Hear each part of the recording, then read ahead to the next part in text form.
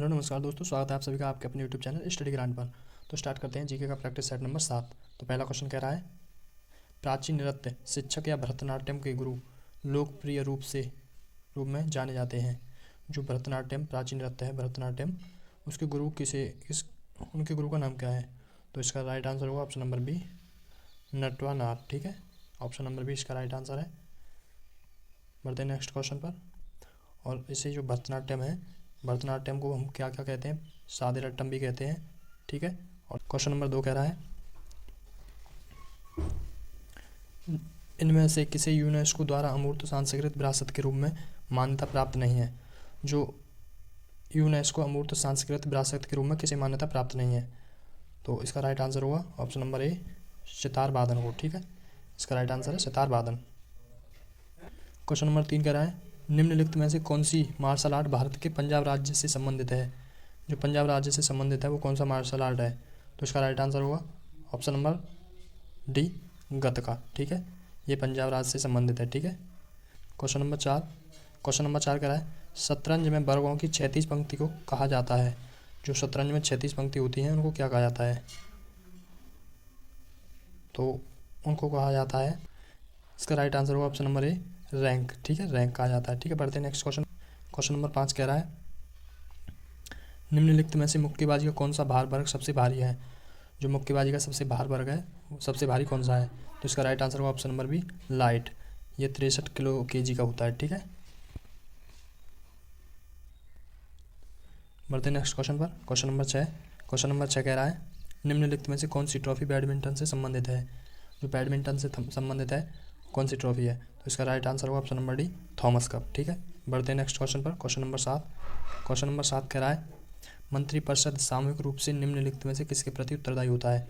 जो मंत्रिपरिषद होता है वो किसके प्रति उत्तरदायी होता है? तो इसका राइट आंसर होगा ऑप्शन नंबर डी, लोकसभा के प्रति। ठीक है, बढ़ते हैं नेक्स्ट क्वेश्चन नंबर 8 कह रहा है, भारतीय संविधान का कौन सा अनुच्छेद भारत के अटॉर्नी जनरल की नियुक्ति से संबंधित है? जो भारत के अटॉर्नी जनरल महान्यायवादी होते हैं उनसे संबंधित कौन सा अनुच्छेद है? तो इसका राइट आंसर होगा ऑप्शन नंबर ए, आर्टिकल 76। ठीक है, इसका राइट आंसर होगा ऑप्शन नंबर ए। बढ़ते हैं नेक्स्ट क्वेश्चन पर। क्वेश्चन नंबर 9 कह रहा है, भारत के संविधान के निम्नलिखित अनुच्छेद में कौन से अनुच्छेद प्रत्येक राज्य के पुनर्समायोजन और प्रादेशिक निर्वाचन क्षेत्रों में उनके विभाजन के प्रावधान प्रदान करते हैं? तो वो अनुच्छेद है 82 से 170। ठीक है, अनुच्छेद ऑप्शन नंबर डी। बढ़ते हैं नेक्स्ट क्वेश्चन पर। क्वेश्चन नंबर 10 कह रहा है, अकबर की शासन सभा में थी, अकबर की जो शासन सभा थी वो कहाँ थी? इसका राइट आंसर होगा ऑप्शन नंबर डी, आगरा में। ठीक है, बढ़ते हैं नेक्स्ट क्वेश्चन पर। क्वेश्चन नंबर 11, अकबर के शासनकाल के दौरान वह भूमि थी जो 3 या 4 वर्षों तक परती पड़ी रहती थी। जो परती पड़ी रहती थी वो भूमि कैसी थी? तो वो थी चाचर, ऑप्शन नंबर सी, चाचर। ठीक है, और पोलस जो भूमि थी ये उपजाऊ भूमि थी। ठीक है, उपजाऊ।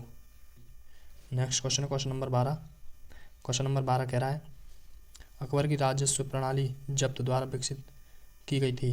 जो राजस्व प्रणाली थी जब्त वो किसके द्वारा विकसित की गई थी? तो इसका राइट आंसर होगा ऑप्शन नंबर ए, टोडरमल।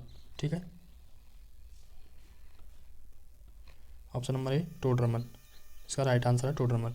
बढ़ते हैं नेक्स्ट क्वेश्चन पर। क्वेश्चन नंबर 13 कह रहा है, भारत के निम्न में से किस भाग में गर्मियों में पहला मानसून आता है? जो भारत में जो पहला मानसून आता है वो कहाँ से आता है? तो वो आता है पश्चिमी घाट से, ऑप्शन नंबर ए इसका राइट आंसर है। ठीक है, पश्चिमी घाट। नेक्स्ट क्वेश्चन है क्वेश्चन नंबर 14 कह रहा है, भारत के किस राज्य में आकाशीय बिजली युक्त तूफान के कारण होने वाली वर्षा चेरी ब्लॉसम कहा जाता है? तो ये किस राज्य में? कर्नाटक में होती है। ठीक है, चेरी ब्लॉसम वर्षा कर्नाटक। नेक्स्ट क्वेश्चन है क्वेश्चन नंबर 15 कह रहा है, निम्न राज्यों में से कौन से राज्य पहले दक्षिण पश्चिम मानसून से वर्षा प्राप्त होती है? कौन सा राज्य है जिसमें दक्षिण पश्चिमी मानसून से वर्षा प्राप्त होती है? तो इसका राइट आंसर होगा केरल। ठीक है, ऑप्शन नंबर बी, केरल।